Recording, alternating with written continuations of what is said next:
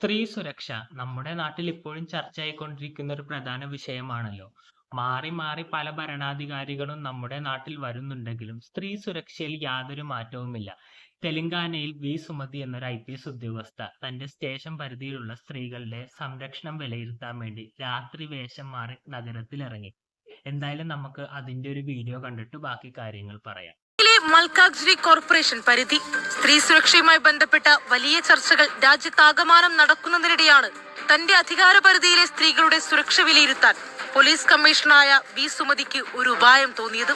അർദ്ധരാത്രി പോലീസ് വേഷമില്ലാതെ ഒരു സാധാരണക്കാരിയായി ഒറ്റയ്ക്ക് നഗരത്തിൽ നിൽക്കുക. തനിച്ചു നിൽക്കുന്ന പ്രിവിലേജുകൾ ഇല്ലാത്ത സ്ത്രീ സുരക്ഷിതയാണോ എന്ന് നേരിട്ട് അനുഭവിച്ചറിയുക. വീഡിയോ കണ്ടപ്പോൾ ഏകദേശം ഒരു ധാരണ കിട്ടിയില്ലേ? ഇത് തെലങ്കാനയിൽ മാത്രം ഒതുങ്ങുന്ന ഒരു വിഷയമല്ല, മറിച്ച് ലോകമെമ്പാടുമുള്ള സ്ത്രീകളുടെ അവസ്ഥയും ഇത് തന്നെയാണ്. ഇവരുടെ അടുത്ത് വന്നവരിൽ മധ്യവയസ്കര് തൊട്ട് വിദ്യാർത്ഥികളും ഉണ്ടായിരുന്നു. അതിൽ ലഹരി ഉപയോഗിക്കുന്നവരും ഉൾപ്പെടും. ഒട്ടുമിക്കവരും ലൈംഗിക ചൊവ്വയോടുള്ള സംസാരമാണ് ഇവർക്ക് നേരെ നടത്തിയത്. ഇവരെയെല്ലാം മാറി നിന്ന് നിരീക്ഷിച്ച് മഫ്തി ടീം അറസ്റ്റ് ചെയ്തു. പിന്നെ വീഡിയോയുടെ തുടക്കത്തിൽ പറയുന്നുണ്ടായിരുന്നു സ്ത്രീ സംരക്ഷണം ഇപ്പോഴും ചർച്ചയായിക്കൊണ്ടിരിക്കുന്നു എന്ന്.